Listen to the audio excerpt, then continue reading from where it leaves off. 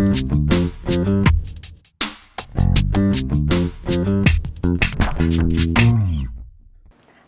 I'm Stephanie Jaworski of JoyBaking.com. Today we're going to make a pumpkin pie. This pie is popular during the fall and winter months, especially at Thanksgiving. So to start the pie, we need to make a pie crust. And there is a recipe along with the video on the site how to do that. And once you roll out the pastry and put it in either like an 8-9 inch pie pan, I've just used a Pyrex one. If there's any overlapping pastry, what you can do is just take a sharp knife and then just go all the way around and cut that off. And what I like to do, if you have any scraps, now you don't have to do this, but if you want to kind of dress up your pie, especially if you're doing for Thanksgiving, you just gather up all your scraps and then just put a little flour down. And what I'm going to do is just roll it out, and then I'm going to use these little tiny pie or cookie cutters, and this one's a leaf, or I have like an acorn. Just decorate the rim of the pie pan. I'm not going to have a lot, but depending on how thin you roll out your crust.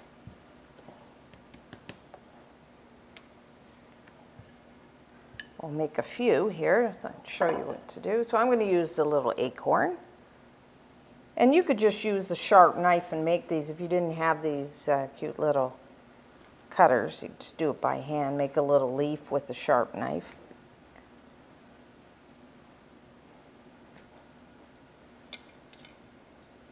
It kind of dresses it up, especially nice for when you're having company, Thanksgiving.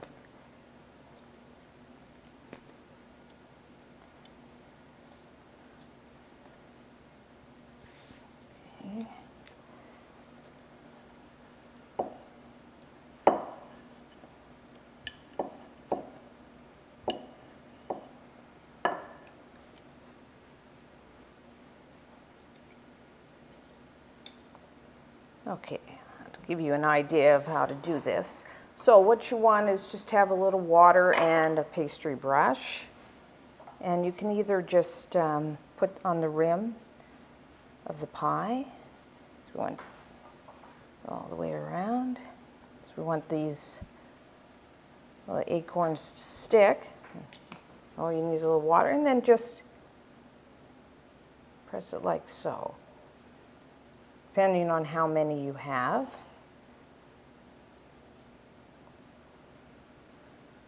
Adds a nice touch to your pie. Makes it look more professional.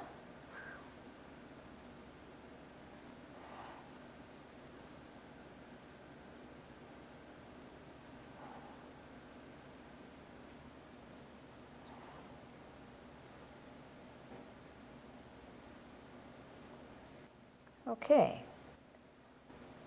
so that's done. So the next thing I like to do is I like to put a layer of crushed pecans and ginger cookies. And what this does is it not only gives a nice flavor to the pie, it also prevents it from getting soft, because the pumpkin filling is a custard and it's quite soft. So if you put a layer of the cookies and nuts on there, it helps absorb that filling, so your pie crust won't get soggy. So what I'm just going to do it in the food processor. Now you could just put all this in a plastic bag and then just take even your rolling pin, just kind of bang it to crush it. But you see, food processor. Just put 1/4 cup either of pecans or walnuts. That's about 25 grams. Now I like to toast the nuts. So what you do is just put it in a 350 degree Fahrenheit, which is 180 degrees Celsius oven for about 8 minutes, just until you can start to smell the nuts, and then let them cool completely. And then to that I'm going to add 1/4 cup, which is about 25 grams, of ginger cookies. Now I'm just using store-bought. You could make your own and use those. And then I'm just going to process this until they're finely ground.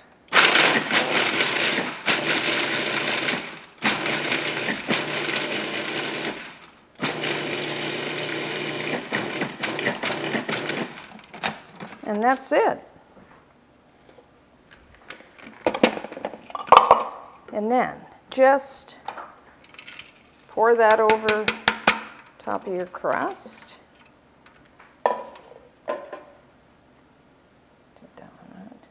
Don't worry if there's little bigger pieces.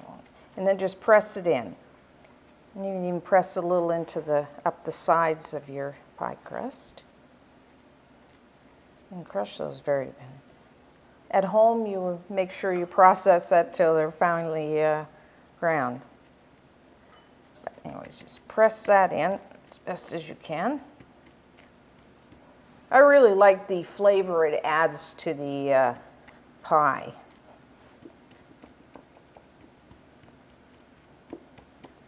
Okay. So I'm just going to cover that and put it in the refrigerator to chill, and then we'll start the pumpkin filling.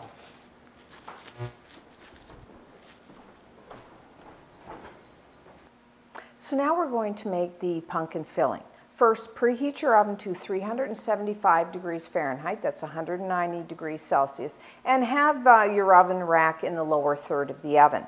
Now, I am going to make this filling by hand, and that will prevent me from over-mixing the batter. And because if you over-mix, if you use like a food processor or even an electric mixer, there's a tendency to kind of over-process the ingredients, and that can cause cracking. So we'll do it by hand. So in a large bowl, 3 large eggs you'll need, and have those at room temperature. And then I'm just going to use a wire whisk to break those up.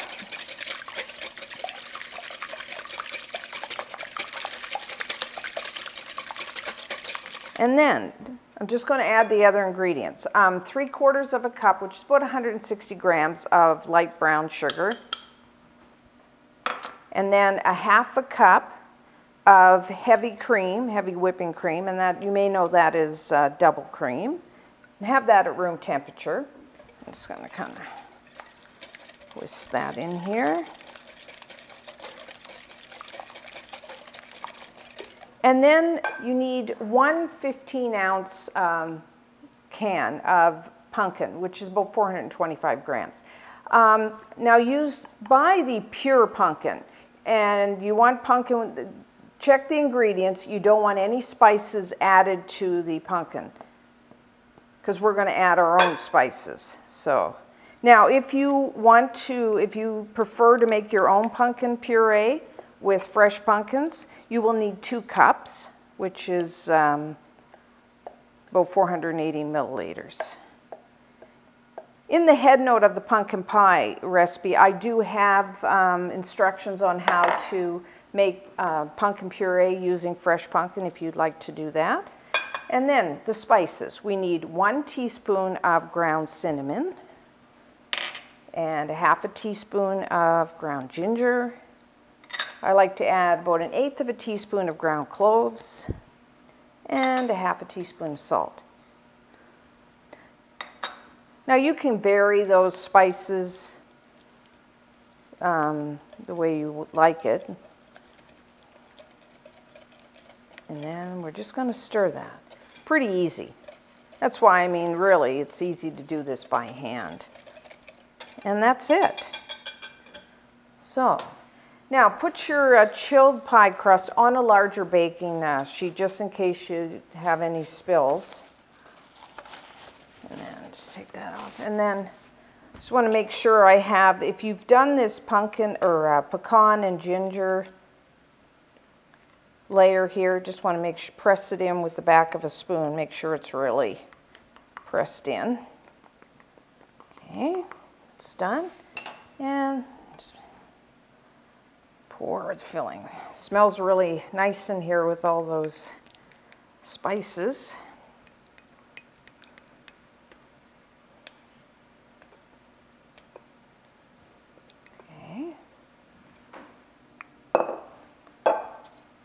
Enough, and then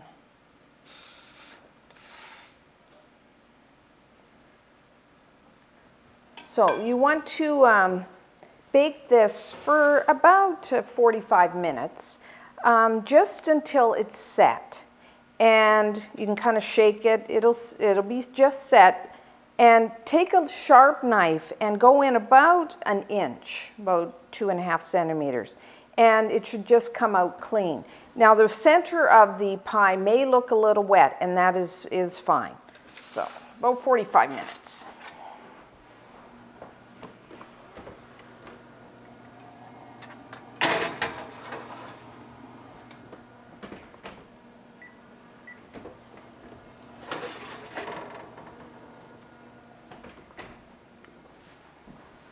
Okay, our pumpkin pie is now done. As you can see, the crust is nicely browned. And while the outside is completely set, the inside of the filling is still a little wet, and that's how it should be. Now, to test that it's done, just about an inch, 2.5 centimeters. Just take either a knife or like a spatula like this. Just put it in, and you can see it comes out just almost clean.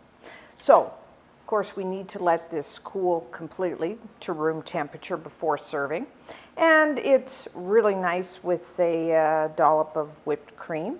And you can cover and store this for a few days as well. So until next time, I'm Stephanie Jaworski of joybaking.com.